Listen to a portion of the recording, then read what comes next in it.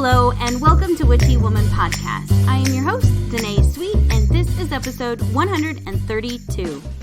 Today, I have an amazing interview to share with you with Kalem Turner of Fortune by Kalem. We're going to talk all about astrology, your natal chart, and he's going to help debunk some myths you might see online about astrology.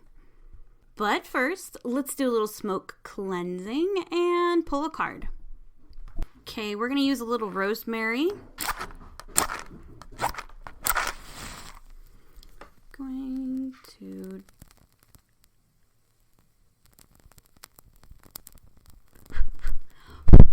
try to smoke away some of this Mercury retrograde bullshit. So, getting my mic, my laptop, all the crap on my desk. If you hear a bunch of scuffling in the background, it's my cat and the dog. They're best friends and they're playing. And let's go ahead and draw a card.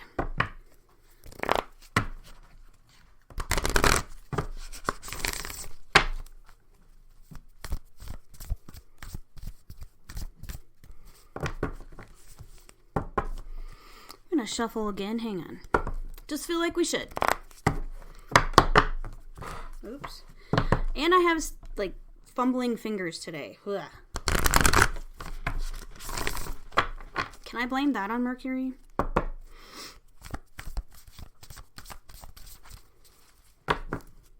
Okay. Gonna cut once, twice, 3 times. And here's our card. Yikes. Okay, so this card is the forgiveness card. If you have the deck, this is the spellcasting oracle deck. This is the card where you see this woman staring out over this really pretty waterfall, lots of water and a sunset. Anywho, this one usually means you've got a lot of emotions this week, maybe running a little high, maybe a little overwhelmed. It's also indicating looking back. It is Mercury retrograde, so a lot of our past can come forward to help us close that chapter or, get some closure on that. So if you have been looking back at the woulda, shoulda, couldas, this is your sign to embrace the feels so that you can release them. So it's not exactly the most positive card, but it does say, hey, take some time if you're overwhelmed. Just a little self-care and maybe look at those woulda, shoulda, couldas with the idea that we're going to look at them, evaluate them, and not feel guilty about how we reacted in our past because we did the best we could with the information we had at the time, okay? So forgive ourselves for anything that may be rearing its ugly head from our past right now and say, okay, I did the best that I could with the information that I had and I'm here now, so let's get that some closure. Before I get into the interview, I just wanted to give a shout out to Kalem and say thank you so much for coming on the show again. It's always an amazing, fun chat, and I always get really great feedback on your episodes because you're such a great speaker and have so much cool information for everybody to absorb. So thank you so much for coming back on the show. You can find him on social media on Instagram and Facebook if you go to Fortune by Kalem. So without further ado, let's get into the interview. Every time I say have an interview, I say that and it rhymes and I totally don't mean to, and I'm not going to re-record over the top of it and try to say something else because I'm stumbling over my words today and it'll probably just get worse. So we're leaving that as it was. Cheesy rhyme and all. Do you want to introduce yourself again and kind of tell everybody who you are and what you do? Sure, just now? Mm-hmm. Cool. Well, my name is Kalem Turner. I live in Scotland, in the capital city of Edinburgh. I'm a palmist, aka palm reader, tarot reader, and kind of a blossoming astrologer as well. And I'm really excited to talk about astrology because it's not the field I'm usually talking about. But it's going to be great to have a place to kind of point to give all these kind of main points on astrology because it is such an ancient practice. It's been around for so long, but it's so complex. It leads to a lot of kind of misunderstandings when people try to simplify it or dumb it down. It doesn't really work or help us in terms of understanding. So I'm really keen to kind of talk about all these key points that often get brought up in life, and some of them really are the bane of my life, and I'm sick of talking about them. I'm also excited to kind of give people maybe a little bit of understanding about things that they didn't have before, because it's extremely useful, you know, in day-to-day life, across life in general.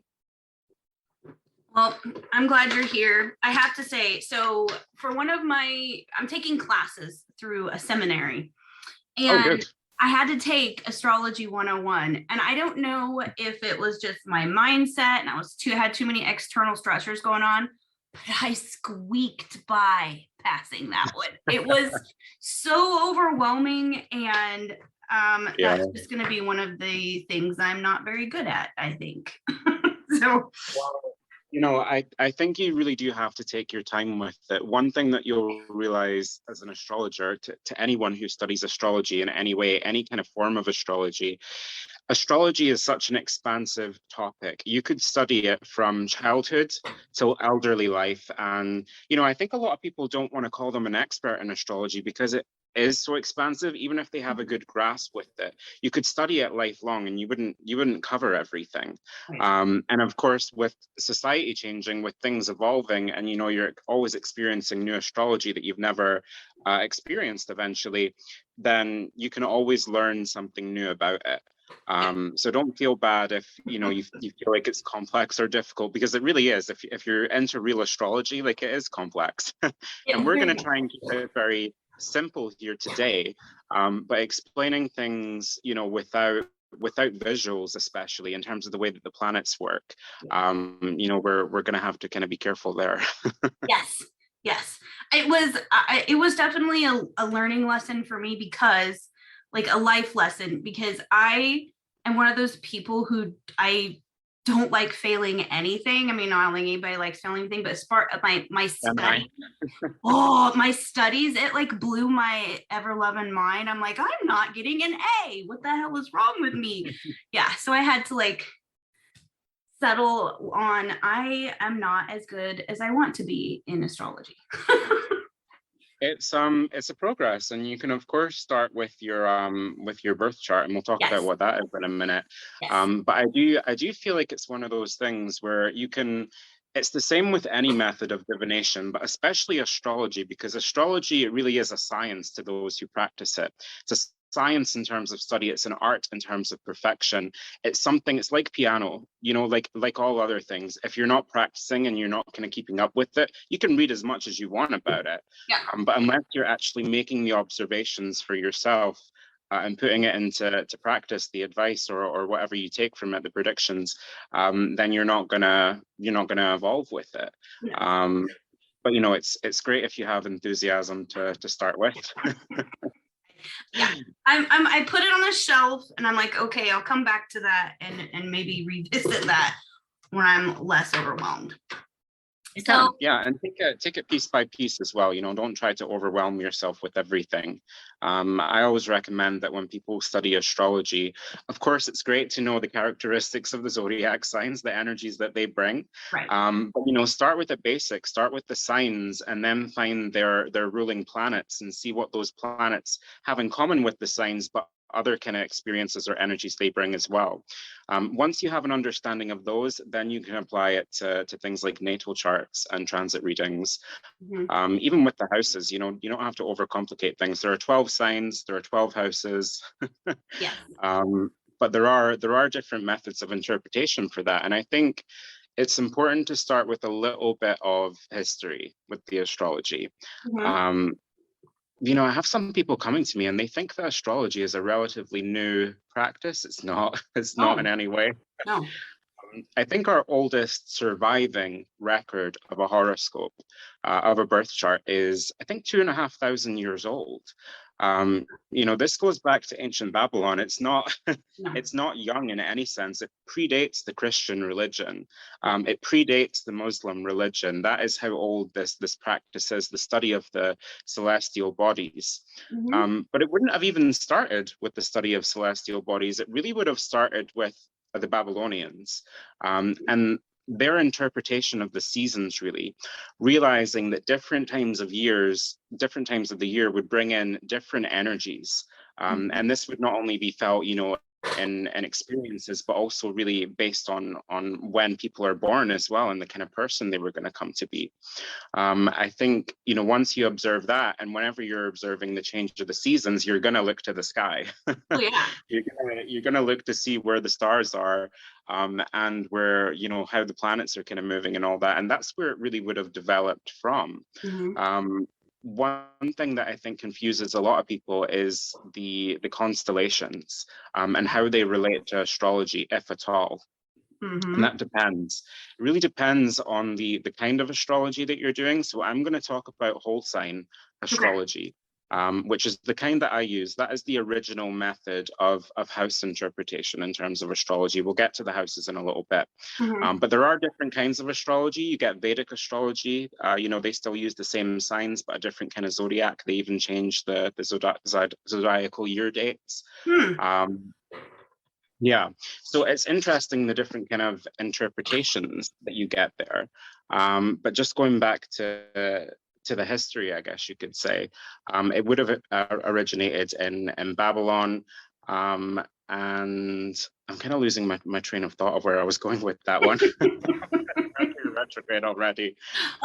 Yay. The interpretation of the seasons is really where it came from. And I think that's still relevant today, but you have to see how astrology's changed. So take, for example, the winter solstice, the beginning of Capricorn season. Capricorn has always been known to be quite a conservative sign, almost like a dark and a serious sign, because it is ruled by restrictive Saturn.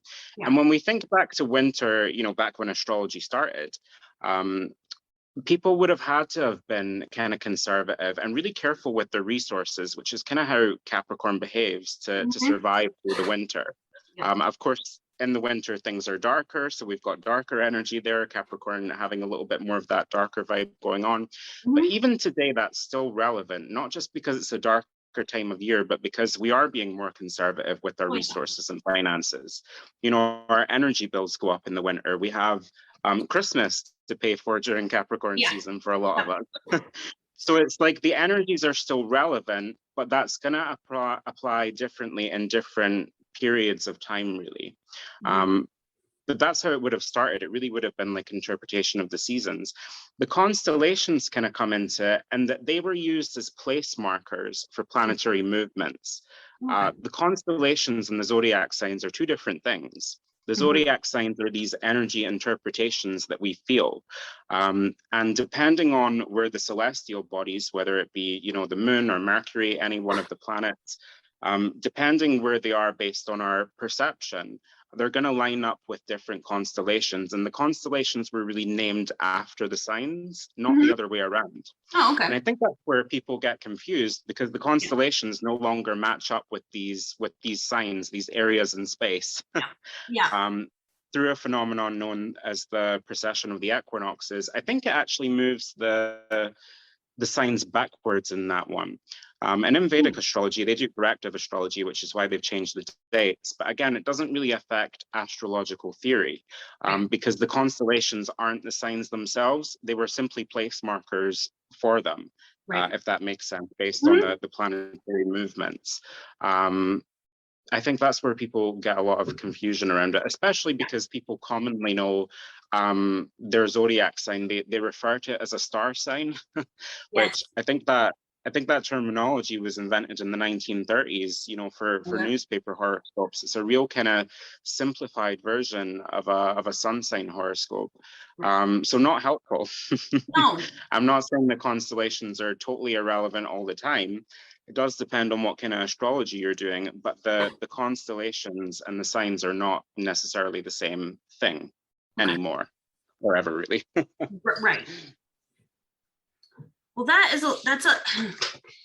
I'm always this is what before we go forward, you're talking about like the signs moving. You know how many times a month I see that Facebook post about like news bulletin, everybody's zodiac is different because the dates have changed and blah blah blah, and I have somebody asking me about that and I just tell them I ignore it. So it doesn't actually change your zodiac sign or the time of your birth.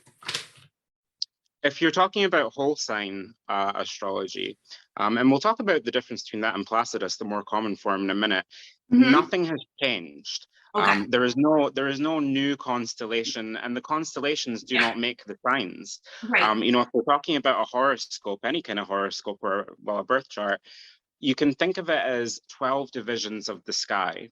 And the sign that's coming over the eastern horizon at your time of birth, this would be known as the first house, ascendant, or rising sign. In whole sign, we base all of the houses on that first sign, and they kind of follow consecutively. I think there are 88 known constellations out there in our galaxy. And of course, they're not all included in the zodiac. It was really just the ones that were kind of on this cycle of the planets that we could say, okay, well, when the planet's here, it's lining up with that constellation, so it's this sign. Okay. But it wasn't the constellation making that sign. It is that area of space where that planet moves through, or the celestial body moves through, with our perception, rather than the constellation being that sign. So it's not like we can just add in a 13th sign. I mean, it wouldn't make sense to any astrological theory. Okay. Especially in whole sign, we divide the chart into 12 equal houses of 30 degrees each to make a full, 360 circle. It's the shape of a horoscope. And I never worried too much about it anyway. I've never looked much into, I think it's called Ophiuchus, or whatever they named the 13th apparent zodiac sign, because it's not realistic in terms of astrological theory. It doesn't match up. And I think a lot of people say, oh, well, NASA said it. NASA discovered it. NASA are not astrologers. No, they're not. They are astronomers, but and those two things were once very connected, but they're two very different fields. It's kind of like going to a Jewish temple and asking them about Christianity and the life of Jesus. It's not the same thing, and these people are kind of hell-bent on disproving or giving misinformation about the practice itself. So you're best to try and find like an actual neutral source, do your own research, or go with people who actually study astrology. That's why I wanted to bring it up, because I've had other people ask me, I'm like, I think it's just crap and I ignore it, is what I tell them. So Another thing that I kind of looked at, because I knew we were going to talk about the myth of the 13 sign. It's the sign of the snake, I think they call it. And I was kind of looking up, well, what are the energies that this Ophiuchus brings? Like, what is it? And I believe they say that it actually starts now at the end of Scorpio season and finishes at the end of Sagittarius season. And when I looked up the traits for this zodiac sign, it was literally just a mix of Scorpio and Sagittarius. It was just a mix of those seasons. And a lot of people, the people who would say, oh, well, I feel like Ophiuchus, I don't feel like a Scorpio. I'm like, that's because you do have a mix of those Sagittarian and Scorpionic qualities. You have all of the signs come into your chart. You're not one of them. You just have different levels of them. So if you don't relate too much to your sun sign, it's probably because there's another sign dominating in your chart, especially in the way you relate to it. But I did laugh that they couldn't even like originate some kind of energy interpretation for the sign. They just had to mash the two, which they were kind of superimposing on. Thanks, NASA. Whatever. Thank you, NASA. I'm glad that we talked about it though, because I didn't know an intelligent answer to say other than I think it's crap. So thank you. It just doesn't work. I mean, even on many levels, it doesn't work. Even when I'm not even sure what element. I think they said it relates to a fire element with the Ophiuchus sign. But the signs in the zodiac, it's based on 12 divisions. There's always going to be an axis. You're always going to have an opposite sign. And that's a really important part of astrology. You wouldn't have that if you just threw in a 13th sign. Past that, again, just going back to the basics of it, the constellations do not make the signs. The signs are what they are. They're 12 divisions of the sky. They don't match up with the constellations anymore, but the constellations weren't what is giving the energy of them anyway. Right. They're always going to have their energy, and different celestial bodies are always going to travel through them. So yeah, poked a big hole in that one.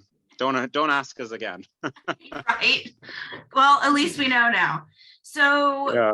where do you go from there? Like, how would you start explaining all this to somebody that's new? Sure. So most people are familiar with their sun sign, commonly known as their star sign, because the sun is technically a star, I guess. It's a luminary, like when gives light to us.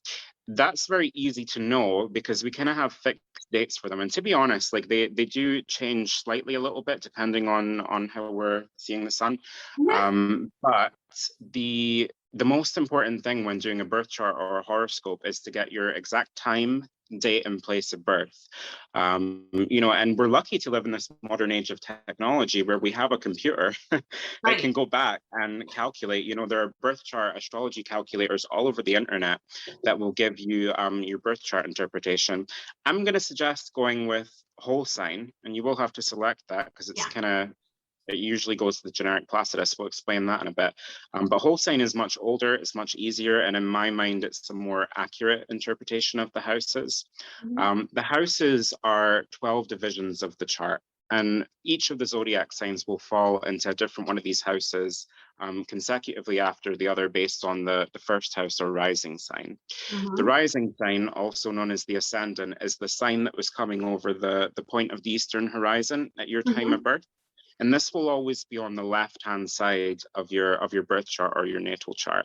And this changes every couple of hours. So that's why it's important because it determines the whole of the chart to have your actual time of birth. If you don't know that, you know, if you don't have a birth certificate, and I'm always telling people, check the birth certificate because parents usually don't remember. They usually don't. They think they do. They really think they do, but they don't. So it's it's sad, you know, if we can't look at the full chart if someone doesn't have their time of birth or their place of birth even, because that's relevant as well, the location. But you can still look at the planetary aspects for the day. All the planets, you know, kind of line up in terms of different angles with each other. And we call these aspects, you know, they're essentially positive, negative, or neutral relationships that the planets have to each other. And even seeing what was going on there at your time of birth will give you an indication. But the 12 houses, the 12 divisions of this chart, they cover 12 different areas of life. And each of the celestial bodies will fall into one of these houses, bringing you different experiences. Same with the zodiac signs. Those are going to bring different energies to that area of life, but it's really the planets and the asteroids that will bring, I guess you could say, different experiences to that area of life or that house. So if you're ever wondering what a house is in astrology, it's just a 30-degree, in whole sign anyway, it's a 30-degree segment of the chart, and there are 12 of these segments within a horoscope. So yeah, that's maybe quite a simplified version. Hopefully it makes sense. It's a little difficult without visuals, but you can easily find visuals that kind of show you the houses as well. So maybe if you have a little look of a picture and kind of listen back on that one. I will say though, whole sign, although it's the oldest form of astrology, it's not the most popular currently. Placidus, which is a different and more common house interpretation method, kind of found its popularity, I think in the 1700s, or I want to say the 17th century, somewhere maybe in the 1700s. And that's going to complicate things a little more because the houses are kind of all different sizes and the signs overlap in that regard. Now, I'm not going to say that one is better than the other. For me personally, there are several reasons. We'll get into those why I think whole sign is more accurate. But I actually do find Placidus to be accurate as well. I relate to both my charts. And that's not to say either of them are wishy-washy. They're both very specific. But it's very interesting to study the difference. So, you know, I would say if you're looking for easier, older, go with whole sign. Personally, I do find that more accurate, but I also find Placidus to be very accurate as well. It just is more complex, and it came out of a time period where, you know, the only astrologers in the world were academics. You had to be an academic. There was no computer to calculate the chart for you. You needed to be mathematically fluent, and also, have a great interest in astrology and astronomy. But that came out at a time where intellect was really respected. And I think it was Chris Brennan, who has the astrology podcast, talked about how, they kind of respected the more complicated something seemed, the better it had to be, the more intricate or the more, it was, intelligence was really the thing that was respected. So we wanted it to be more complex in that regard. But I don't necessarily think that making something more complex or broad, harder to understand, makes it more accurate. I really don't. Especially for transit readings, which is the kind of cycle of the planets and seeing where that falls into your birth chart or your horoscope. I do notice that being more accurate in whole sign. But in regards to natal chart interpretation, I think they both have something to offer. And there are other methods of house interpretation as well in Western astrology. Vedic astrology is quite different. I'm not going to go into that because I don't personally, I don't relate to it whatsoever. But again, I wouldn't diss it. I think it works differently for different people. Right. And it's really, at the end of the day, it's taking wisdom from the universe, if nothing else. So find what interpretation works for you with that one. It's an important thing to find your own thing. Right. So when you do your birth charts for people, you use exclusively whole sign. Yeah, I do. Okay. Yeah. And there's several reasons why I use whole sign. Again, I do think that although both can be accurate in terms of a natal chart, I notice whole sign being more accurate, whether it be through natal chart or transit readings. The other, I do think that it's pretty cool that it's, the oldest form and that it happens to be easier to understand. That's a bonus. But one of the reasons, and it's actually the way I started out in astrology, was through palmistry, through palm reading, because we divide the hand into different sections and name them and characterize them for the planets. I always see a correlation between what is going on in a person's hand and their whole sign natal chart. Often that is true for Placidus, but not always. Really? The fact that I see it correlating always 100% of the time for every person on this planet between whole sign and what's going on in the hand, that to me is scientific, and the systems are kind of validating each other. I'm writing a book on palmistry right now, and I've finished the astrology chapter now. But now that I've finished it, I'm like, oh my gosh, that's just a chapter explaining how. Now I need to do a separate book.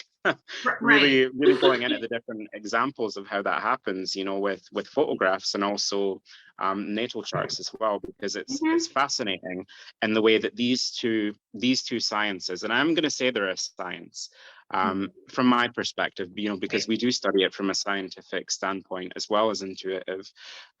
They validate each other, and to me, that's incredible. To me, that is proof of the macrocosm, the universe, astrology, being found with the microcosm in your hands, literally in the lines of your palms and the shape of your palms, the different mounts in your hand. That's where it really kind of seals the deal for me, just because I was a palmist before I was an astrologer. But there are several reasons why I would say whole sign is doing well. And it kind of fell out of favor for centuries, and I think it was only in the 80s that it started making a comeback. And it's now, I think it's probably now the second most popular house interpretation system after Placidus. I think it would be the most popular if all of the natal chart calculators online didn't just default to Placidus. Yes, I agree. But most people don't know that there's different kind of versions, different interpretations. So they're just going to run with that, whatever they're given. And I think a lot of astrologers, old school astrologers, who use the Placidus system, they get a little butthurt when you talk about whole sign, because a lot of the reason why people switch to whole sign is because they find it more accurate. And the fact that it's a lot easier, it doesn't discredit the other astrologers, because we don't discredit Placidus, but you can understand why it would ruffle feathers if you say, well, that's great, you studied that for 50 years, but here's an easier version that makes a lot more sense. Like there's going to be some people that get friction with that, and they'll argue their own points. They'll say, how could it not overlap? And how can the midheaven change plate? All this kind of stuff. but you have to go on experience again. No, that makes sense. I'm trying to find the questions we had in the coven. Okay. Oh yeah, we did have questions. We did have in the some. comment. So one of them, unless you had something else you wanted to talk about next, somebody wanted to talk about top 3. Well, yeah, this kind of bleeds into what we were going to talk about next anyway. Because I touched on sun sign horoscopes. They're the star sign horoscopes that you might see in the newspaper or in a magazine or even just online, different websites. People often ask, are they accurate? And the answer is sometimes, probably not always, though. Yeah. The sun sign or the star sign is just one part of your birth chart, one very singular part. And I would argue it's not the most important chart. If you were going to do blanket horoscopes for a large group of people, I would recommend, doing it for certain rising signs. Because in whole sign, then you would know where everything falls in the chart, because all the signs follow consecutively in their houses, these different areas of life. But people will often refer to their big 3 in astrology. That's kind of like a trendy thing, and it's a good thing. I do think it's a good thing. Yeah. The sun sign being the star sign, it's the sign that we perceive the sun to be moving through at your time of birth, and this is easy to monitor because it usually lasts a month, and they're kind of the same dates every year. Yeah. The sun sign dates. The moon sign, because the moon, of course, also moves through the zodiac signs, that changes every couple of days. So that's going to add like an extra layer to it. The sun representing your personality on a kind of outward kind of ego expression. The moon is a little bit more internal. We think of that as like your emotional body, really. So we've got ego meets emotions, and then we bring in the rising sign or the ascendant. These big 3, the rising sign, again, we kind of talked about earlier, being the first house in astrology. It's the sign coming over the eastern horizon at your time of birth, and that changes every couple of hours. Yeah. So it's, again, that's where the kind of time of birth comes in. But the rising sign, it really rules the house of identity. That will play a big part in your personality as well. But it's more based on the perception of other people. It's kind of like the way you present yourself to the world. It's often said that that's your personality through the lens of others. Yeah. And it can also relate to things like the way you dress, the way you present yourself to the world. I mean, that one's really accurate for me. Yeah. So those are the kind of big 3 in astrology. But of course, you do have other planets you have all the planets to take into consideration. Oh, yeah. And when I say planets, I call the sun and moon planets. They're not really, they're luminaries. But just for the sake of convenience in astrology, we refer to them as planets. The inner planets, so Mercury, Venus, Mars, Jupiter, and Saturn, we do see them as being slightly more influential, simply because they're a little closer and they move a lot faster as well. The very outer planets, so Uranus, Neptune, and Pluto, they tend to be generational planets. They move signs much slower because they're much further out in that regard. And so we do see them as being less influential in terms of personality. Yeah. But it does, again, it depends where they kind of fall in your chart, really. But they are fascinating to read, even in their kind of change of signs. One point that I always like to make is I was born, so for me, Pluto was in the sign of Scorpio in my time of birth. It was dignified in its ruling sign. Scorpio ruled the 8th house, which is all about sex and death.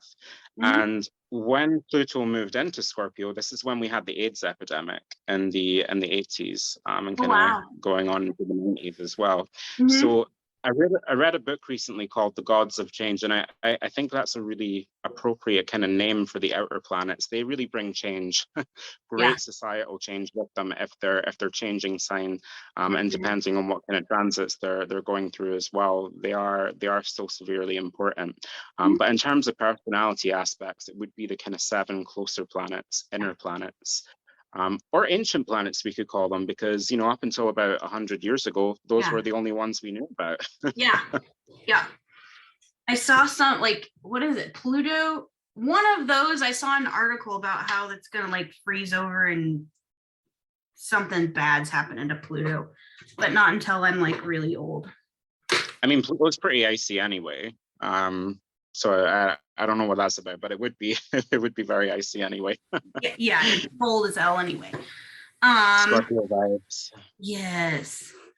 I can totally relate to this because my rising is Scorpio, and that's how I dress. Maybe not today so much because I'm tired, but the darker clothes, and I like to wear darker makeup and a little more mysterious when I'm out and about, and that's the Yeah. that is the lens of the show. I do think it would be more like planets that kind of bring experience in terms of the way you dress in that house. I do see it totally playing a part sometimes. So for example, I'm Capricorn rising. Capricorn, again, it's that pretty dark sign. Of course, I'm always dressed in black all the time. More taking into account the planets, I have Uranus in the first. Uranus is associated, it's kind of like a radical planet. I've heard someone describe it as the David Bowie planet once. It's a good description. I like that. But it usually brings a lot of kind of radical changes. So found in the first house, along with the Ascendant, we would see that people would make drastic changes to their appearance, whether it be through like piercings and tattoos, which I do, or hair dye, or surgeries, or dressing in a kind of wacky way. The planets really do bring experiences in that regard, I think. Whereas if you were to find something like the sun in the first house, or maybe even Venus, well, we'll say the sun, they might come across as being a little bit more sunny in the way they present themselves. Right. They may be more creative. Maybe they lean more towards wearing bright, expressive colors, or really expressive clothes in general, artistic stuff. But it really isn't all just about the way you dress. It is more of like an idea of presentation.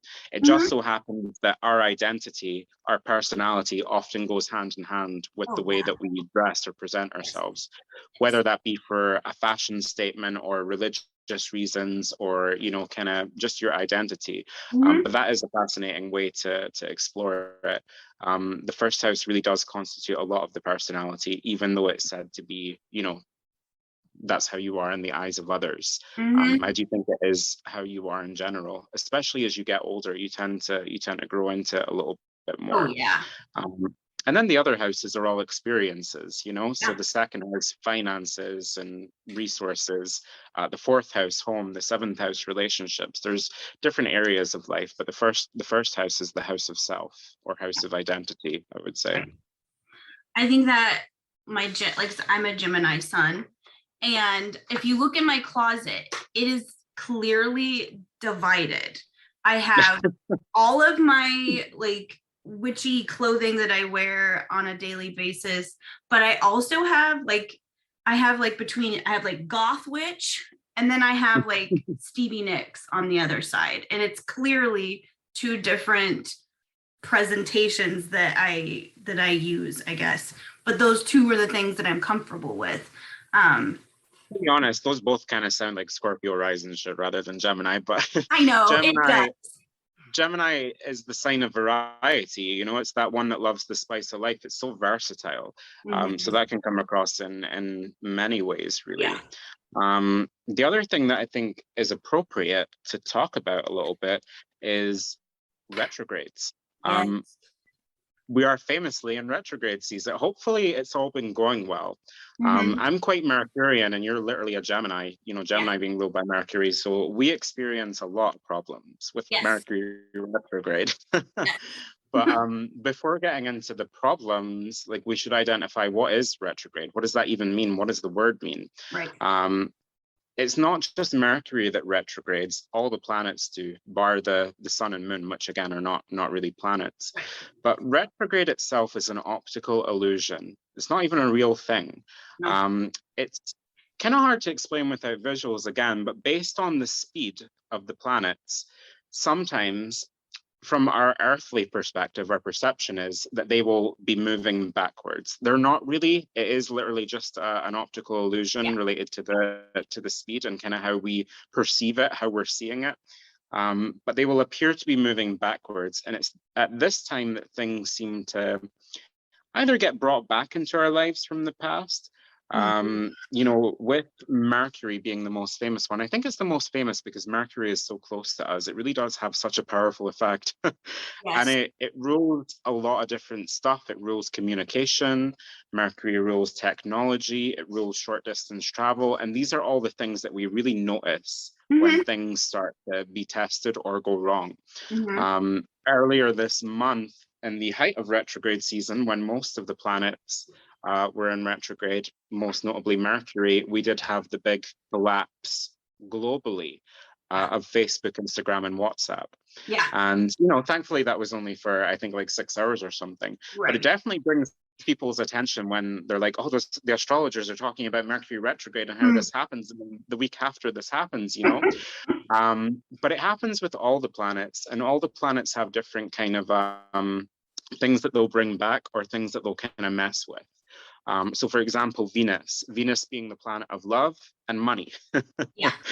This might be when we go through some repeat lessons, difficulties or challenges with money, or maybe an ex-lover kind of gets back in touch. Yeah. But I think Mercury is the most famous one because, again, it rules communication, it rules technology. So, it is probable that an old friend will get in touch through Facebook or whatever, or an ex will kind of text you out of nowhere. Anything that involves this communication or technology, or even when you're just trying to get to work in the morning, get the bus and the train and it's delayed, and all that kind of stuff. It just happens more often. But depending which planet it is, retrograde happens, in different variants. The outer planets tend to only do it once a year, whereas Mercury, there are several Mercury retrogrades every year, every year. So it's good to kind of anticipate when they're happening, even the week before and week after we call the shadow period. That's when, we kind of start to notice it. And some people will say that that's an even worse part of it.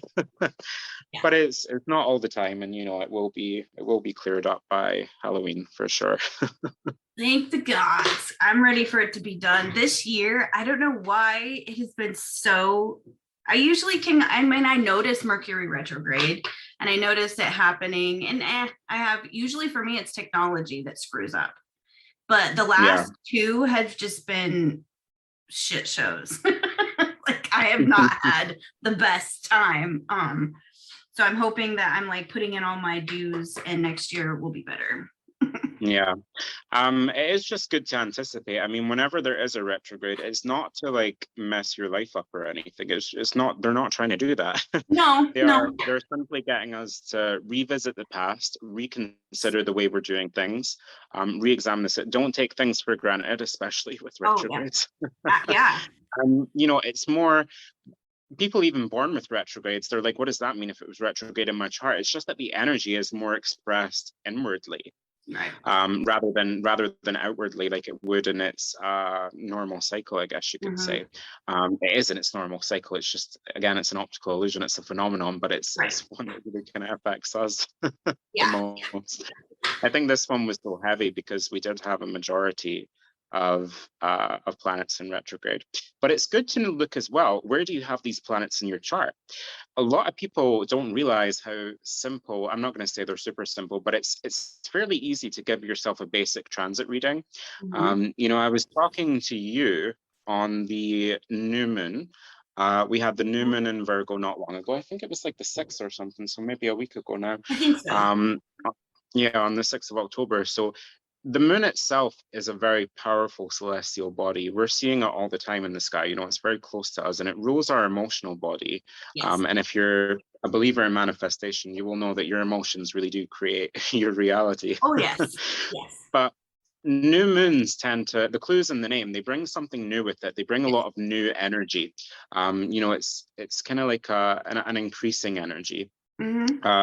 So when you look at your natal chart, you can say, well, that was a new moon in Libra on the 6th.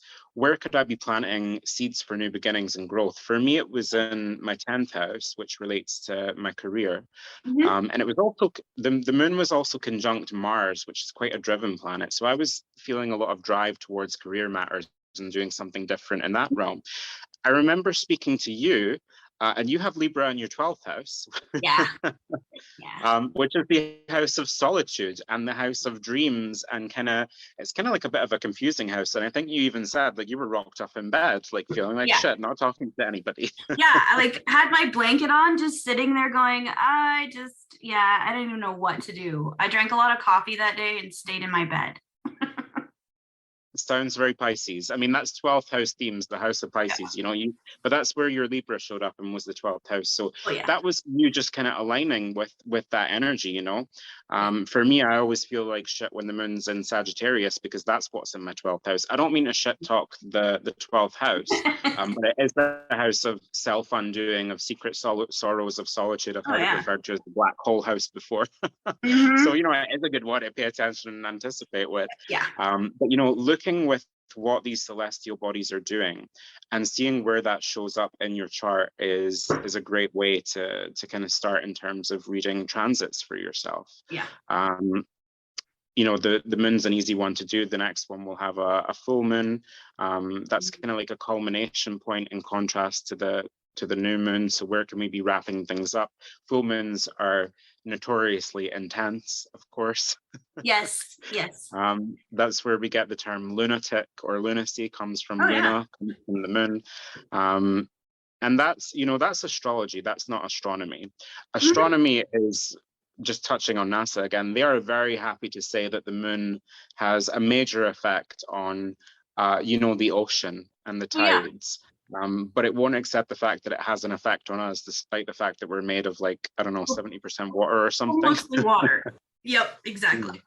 They're fine in saying the moon has a great effect on mammals, all these different animals, but definitely not us, despite the fact that we literally have terms like lunacy and lunatic based on the word Luna.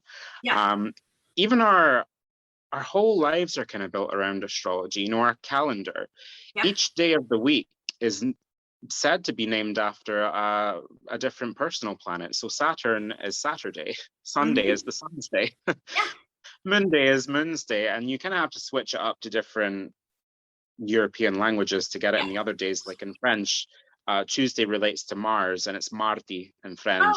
Wednesday, I think, is mercredi, and it's Mercury, of course. But even the word month comes from moon. It's one lunar cycle. That's how long it takes the moon to do its full course. So we really are a society built on astrology. As I touched on earlier, it predates two of the world's most popular religions. And astrology is different in that a lot of people consider it a belief system. But when you study astrology, you will realize it's not so much something you need to believe in. It's something that just is there, and it does happen. And if you study it, you will see why things are happening, and you can anticipate what's going to happen in the future, explain why things happened in the past. There is a whole system here to consider. It's just a lot of people like to think of it as a belief system or a pseudoscience, because the most they know about it is the newspaper horoscope. And they don't feel like an Aries, so they can't be an Aries, but they probably don't even know the Aries traits or understand that they have all of the signs in their charts in different levels. So yeah, it's a fascinating concept, and it makes up so much of our lives without us even realizing or having to pay attention. Absolutely. But it helps if you do pay attention. Yes, it does. And I'm trying. I just kind of wait until my mind and Mercury are happy again, because I was trying to do each day and kind of look at what's going on. And I do plan witchcraft stuff. I do plan those things using, I want to make sure all the astrology is how I want it, in order to do different spells or rituals or things like that. I do look and make sure that it all aligns. I'm not doing something that would be opposing that energy that day or night. But I mean, you can't let astrology rule your whole life, but it is nice if you can sync up with the energies. You can pull your own kind of horoscope online, just cast a chart for the day. But there's even astrology diaries now. I remember I remember if it was last year or the year before. I think it was last year. I had a Magic of I diary. And they're beautiful. And you can even just flick to the day, and it'll tell you the astrology aspects. I don't think it tells you what they mean. But there are 5 major aspects, and these are just different angles that the planets are finding themselves to each other, and they create different relationships. Whether they be positive or negative. The most influential being a conjunction, which is kind of neutral. It just amplifies the energy. We've got sextile, planets at around 60 degrees. That's a nice easy flow of energy. Mm-hmm. or 90 degrees a square, that's more challenging. Trines at around 120 degrees, those are nice. Those are the nicest aspect. They're really kind of free-flowing energy. Or opposition, of course, a 180 degree aspect, because it's a 360 degree chart. Opposition obviously being opposing. Oh, yeah. Yeah. But you can even, there's little things that you can remember to kind of remember the aspects. For example, sextile. It's a positive aspect. You can think the planets aren't having sex, but that's a kind of clue to show that it's a nice thing. Right. Or here in Britain, we say, if you're squaring up to someone, you're trying to fight them, squares are negative aspects, so there's little ways that you can kind of remind yourself. There are lots of aspects. There are minor aspects to semi-sextile, semi-squares, quincunx, but just focus on the main 5. Don't try to overwhelm yourself. And if you're not there yet, that's fine. That's fine. Take it day by day. Yeah, it's I try to do it, and then I just got so much going on. I think I was just too overwhelmed during that class. So I'm like, I have the book, and I have all the stuff to go revisit when I have a clearer mind. A little bit easier. It is something you will have to study academically, if you want to pursue it as a professional. It's not the same as something like tarot. Tarot is very intuitive, and although there's a structure to it, you can kind of be a little bit more loose with your interpretations. You can put a lot more of a personal spin on it. But the planets, they're always going to kind of have their own meanings, rule their own realms. And you do need to learn, the meanings of the houses, the meanings of the aspects. It seems a lot more overwhelming than it is. One thing that I would recommend, or that I would let people know, is that when trying to decipher what the houses mean, you just relate it to the zodiac sign. They match up in terms of numbers. Take for example the 9th house. The 9th house relates to the 9th sign of the zodiac, which is Sagittarius. And you're going to have a different sign, and different planets fall into that house. But in terms of interpreting what is the 9th house means, think of Sagittarius. Sagittarius is all about philosophy. They are the kind of spiritual or religious sign, and so that is the house of belief systems. Sagittarius, ruled by Jupiter, makes a great kind of teacher as well, and so it is the house of higher education. Sagittarius is a sign, it loves to travel, it loves to go abroad and learn about different cultures, and so the 9th house is therefore the house of long distance travel. So it's kind of like, once you really, really know the zodiac signs, you kind of know the houses already. You just have to remember the numbers and interpret it as an area of life, rather, or as an experience in life, rather than a personality trait or just an energy. Because you're already going to have a different sign filling that house anyway, to bring an energy to it. Right. The second part of the question in here, and I think you kind of already touched on it, but your planetary placement. Hang on a sec, because it just went mute. It just went mute. Okay. Hang on. How about now? Yeah, there we go. I don't know why it turned on mute by itself. It just said the Zoom mute. Thank you, Mercury. Yes, we know you're there. Hello. Yeah. Goodbye. Looming over. Yes. No, the second part of that question was to talk about what a planet. She wants to know what exactly is a planetary placement when you're talking about your chart. So she just wanted a definition. Sure. So again, going back to what a natal chart looks like, it's divided into 12 sections known as 12 houses. And these 12 houses, house one of the signs. If you're doing whole sign, it's one of the signs. If you're doing Placidus, it could be several. But depending what sign that planet was moving through at your time of birth, that's going to fall into one of these houses. So say, for example, Mars.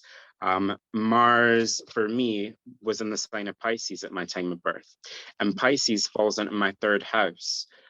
So I have a lot of Mars energy come into my 3rd house. It's the house of well, mentality really, things like writing, things like speaking. I have a lot of drive towards that. But Mars traditionally is the god of war. It's kind of a malefic planet. And that falls into my third house, which also rules things like early education, neighbors, siblings. These are all areas of strife or war that I've kind of felt. Yeah. Same as if you have Venus. So then my Venus would fall into the fourth house. In the sign of Aries, kind of fell after that. That would bring Venusian qualities into my fourth house. The planet of money falling into my fourth house, the house of home, good for making money at home. Yeah. The planet of beauty falling in the house of home, beauty and love, good for love and beauty in the home. Yeah. So a planetary placement is simply, where does that planet fall in the chart? Which house does it fall into, based on its sign? And again, you can follow the signs consecutively in whole sign. Because I'm a Capricorn rising, the first house, the next house would then be Aquarius, because that's the sign that comes after Capricorn. Pisces in the third, because that comes after Aquarius. Aries in the first, and the fourth rather, because it starts again after the 12th sign, Pisces. So planetary placements are simply, where does it fall in your chart? Which area of life? And this is where it's good to know, what kind of energy a planet brings.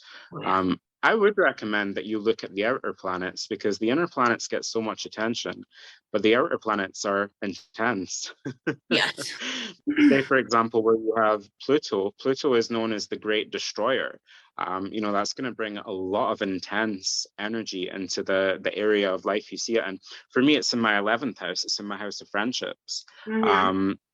It's kind of like the planet of control to some degree, but it's also a very destructive, sometimes toxic energy with that planet.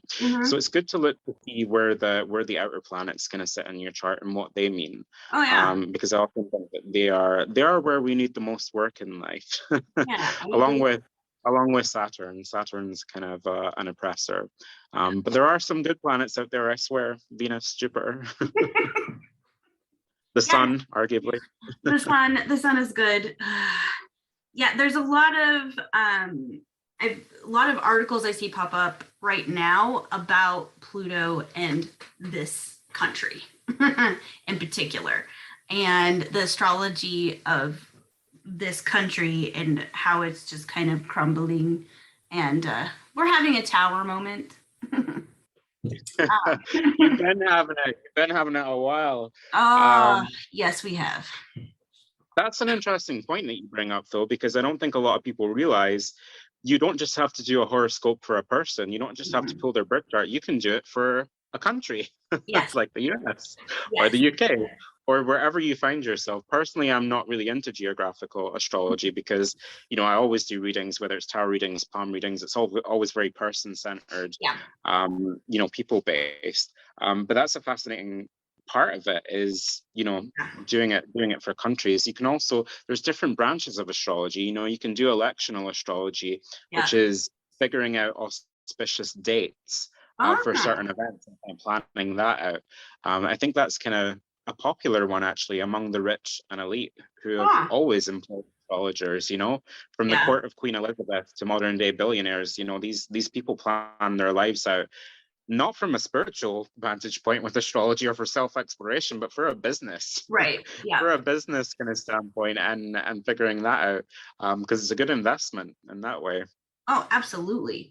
There's we have a friend of the podcast, Brandy, and she's into that quite a bit. She loves pulling charts for the country, or she even has done like crime, like when things happen, when somebody is murdered or something, she'll pull a chart for that and try to predict the outcome of the trial and things like that, which I find fascinating. Way too involved for me, but I find it really cool to listen to it anyway.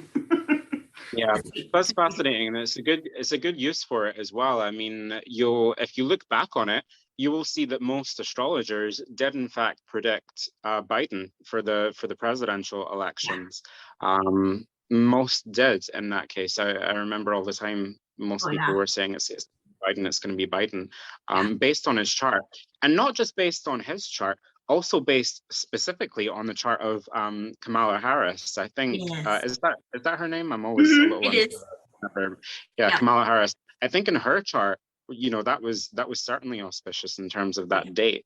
But it's fascinating the way you see these things line up with astrology as well. Sometimes it's very difficult to tell. I remember when we last had an election, and it was Boris Johnson with Jeremy Corbyn, and who was going to be the next Prime Minister of the UK. We had the election on a full moon in Gemini. Both of these candidates are Gemini. Oh my God. Oh, wow. I don't know. Something, of course, that depends where that kind of fell into their chart specifically. Yeah. Personally, I actually prefer to use tarot for predicting that kind of thing. I've always done that. But that's fascinating when I see shit like that line up, and I'm like, how can no one have a vested interest in astrology between these two Gemini candidates, the most important election of their life, happening on a full moon in their own sign, nonetheless? Wow. It's crazy how it happens. Yeah, I think I like looking at the astrology of events, especially because right now our country is like, we are the bad place. Like, I think the entire, like, a lot of us are waking up and going, holy shit, we're the villain. We're the bad place. Like, and it's good to see us. The tower moment sucks, but it's beneficial in a lot of ways. Even if I draw it for myself, I know that there's good on the other side of it. So hopefully, we'll see. Most astrologers, including me, believe that the pandemic, or I guess the pandemic was the real kind of catalyst into it. But we're now in the age of Aquarius. After a couple millennia in the sign of Pisces, we're now in the age of Aquarius, which is the sign of community. It is the sign of technology. It is the sign of future ideals. And the pandemic really just catalyzed us all into that realm, whether we were ready for it or not. We live life more from a community aware perspective now, how much we need each other, how much we are connected as a collective.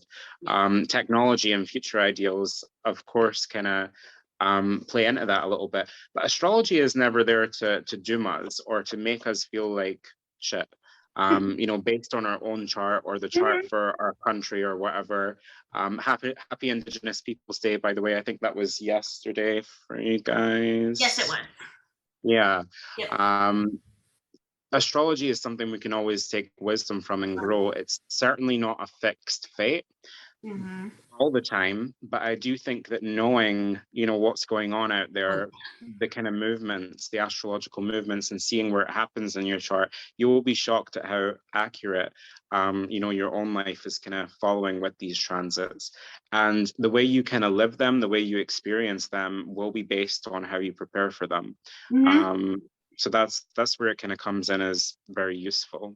Absolutely. I think that as a spiritual person, it's important, astrology is important, but specifically as a witch or somebody who practices witchcraft or any kind of even ceremonial magic, whatever you practice, I think it's important to at least know about it or find somebody who does, so you can help plan some of these things, because I wouldn't want to do, just to take it simple, I wouldn't want to do some huge, this is my opinion, and I'm sure I'm going to get witches going, but I do not try to manifest things on the full moon.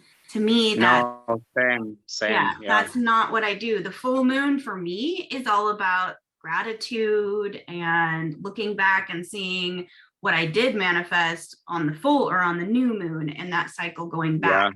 So I don't do that, because to me that's working against the energy that's present. So that's a real definitely simple. And I mean, that's an excellent point to touch on in terms of magic, because the new moon is of course growing, especially in the days afterwards, where the energy is kind of waxing. It is a growing energy, so that is great in terms of manifestation. The full moon is a culmination point. That's really for, I don't want to say endings, but it is for releasing.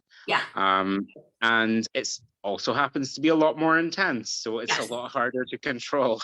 Yes. Yes. But I always do any kind of manifestation work on the days after Yes. the new moon, and you will find different interpretations of this throughout history, particularly in relation to gardening. You know, Yeah. a lot of traditional gardeners would plant on the run up to the full moon. Yeah. Personally, for longevity, Yeah. I'm always going to plant stuff in the days after the new moon. Right. That would just be ideal, you know. So it can be applied magically. It can also be applied practically to literally our own earth, our Mhm. garden. You know, whatever we're kind of applying to it is relevant. Absolutely. I recognize the dark moon, or when it's at 0%.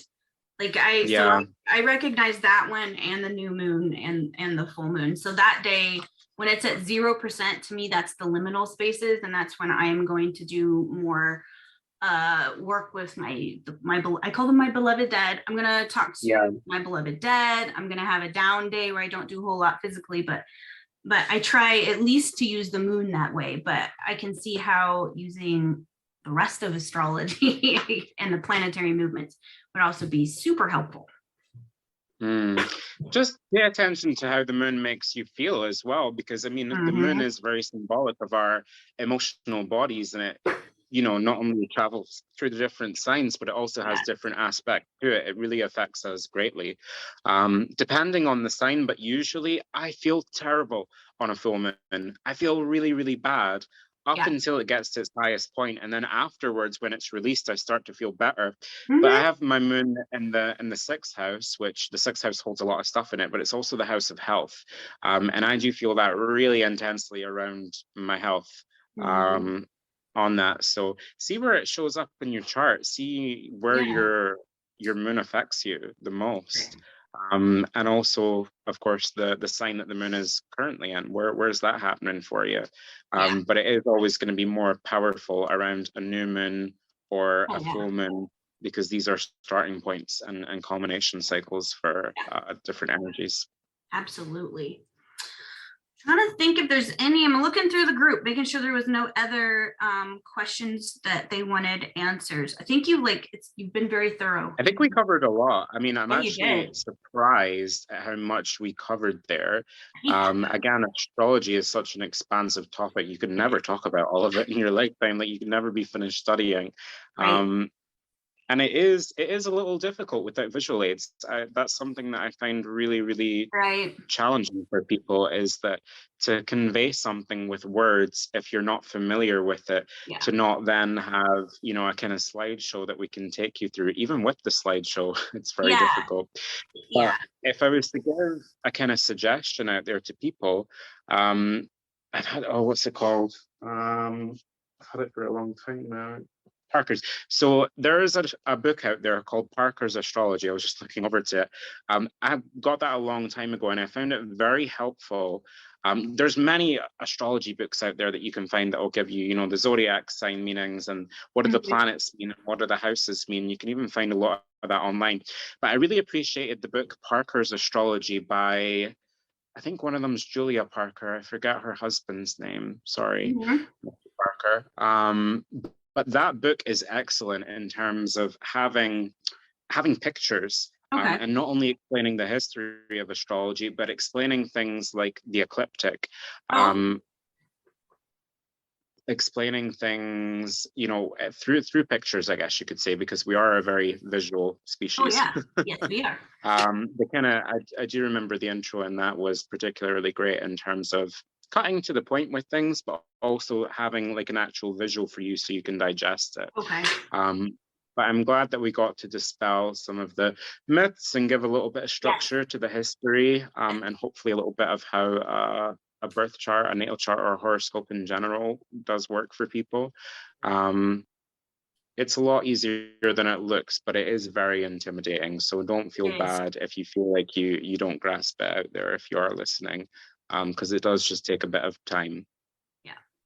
If somebody would like to get you do birth chart readings and palmistry and tarot, how do they get a hold of you? So I am still doing them online as well. I do have some in-person spaces as well. But just get me on social media, Fortune by Kalem, Instagram or Facebook, or even email. Email can Right. be done, fortunebykalem@gmail.com. Okay. I am not at a place right now in life where I have enough time to set up a routine schedule to book online. I Yeah. actually do have that for in-person appointments, but not for online. My online presence is a little bit sporadic. Mm-hmm. But I am always around month to month, so people can book in if they want an astrology reading, or a tarot reading, or a palm reading, because palmistry and astrology, again, they're very connected. And if you are a fan of astrology, it's cool to see exactly how Yes. that shows up in your hands and where the crossover is. I do prefer to mix all three, if I'm honest, in terms of reading. I think it's great to start with a birth chart and move on to the hands and then finish with the cards as well, because they all actually run on the same system. That's another point to make. Astrology and palmistry are connected. Tarot is very connected to astrology as well. It's very cool to see how the different systems bleed into each other. That's the one thing I was super surprised when you did the reading, when I got my palm read, when you did all that, is that my birth chart showed up in my hands, which was just really weird and new for me, because I never knew that. I didn't know that that was a thing, that, you know, my birth chart could show up in my hands. Not many people know that. And I think one of the reasons why is because people are always, or for a long time, have been using the Placidus house system. And it does not, there are books out there. There's one by Fred Gettings called The Hand and the Horoscope. And in it, he says things like the Jupiter in space is not the Jupiter in the hand. You know, they share meanings, but they're not actually connected. And to me, I'm going to say that's bullshit. You're just not using the house system that always correlates. I think a lot of it comes from like a lack of being able to match the systems, because the right interpretation or the right house system wasn't used in terms of astrology. And not a lot of people have made a go and had the patience to figure out of how does that manifest in the hand exactly. It always does. So again, probably next year, I'm hoping my book will be published. I don't know how long it's going to take to get released, but I'm going to have to write a whole separate book on it, because, you know, we've been talking for an hour and we're really just scratched the basics here. Right. Yes. Well, I'm excited. Do you have a working title yet, or untitled? For my book? Do you have a working title? Yeah, I do. I'll tell you when we're not recording, because I don't want someone to steal it. Right. Trademark that. Yeah, you should. Yeah. I've got names for all my books, even the ones that haven't been written yet. I know. And it's funny, like I have no desire to write a book on witchcraft. None. But I have fiction books in my head that just have not gotten out. And I have titles, I have like outlines for them, and just not sat down and actually finished. But I do have titles. Very cool. Yeah, I think for a lot of people, you're either one or the other. You're either writing on theories and techniques, or you're writing through a creative means of writing, if it's fantasy or whatever. I love both, but I can't do any kind of fiction writing. I have to be writing about these systems. Well, that's your calling. That's definitely your niche and what you're good at. Well, thank you for helping dispel a bunch of myths and clearing up some astrology for us. I appreciate you coming on and sharing. Thanks for the chat. It's nice to now have a place that I can point, that I can say, if you want to know about that, just head on over. Exactly. We talked about that, but I don't have the time to explain it to you again. There you go. This is perfect then. Well, thank you so much. Thanks for having me. Well, I hope you guys enjoyed that as much as I did. I always love our chats. Again, if you'd like to get a hold of Kalem to book any kind of, he's got tarot reading, palmistry, and astrology. I have had all three of those things booked and done by him, and each experience was absolutely amazing, super insightful, and I'm learning so much. You can go to Instagram or Facebook and go to Fortune by Kalem, and I'll have all the links in the show notes in case that you're driving or something and can't write this down, but I will have it there just for you. I also want to say thank you to all the magical mentoring students that signed up for this semester. We're in week 2, and I'm loving the interactions with each other, and the class is just really fun. So I want to say thank you guys for signing up and trusting me with your journey. And thank you to everybody that's taking the individual courses as well. Right now I have got a empath management class, teaches you all about how you can manage your energy. Even if you don't think you're an empath, this is going to still teach you how to manage your energy and keep yours and everybody else's theirs. I've also got a energetic body and chakra class as well. It's going to teach you about all the energetic centers, not all of them, 7 of them. 7 chakras, the energetic centers, what they do, how they work, some oils and things that you can use to help balance them. So check that out if you're interested. And I also just added a potions class. Yep, potions. It's got all kinds of my very personal recipes for oil blends, some bath teas, and even some beverages. I go over some safety and best practices in my experience, and I give you those recipes. So sign up for that if you're interested. Go to witchywomanpodcast.com, click on WW Academy. I'll be adding new individual courses probably monthly. So get on our newsletter and stay in touch. Okay. So I hope you guys enjoyed this, and that's all I got until next time. So stay witchy. Bye-bye.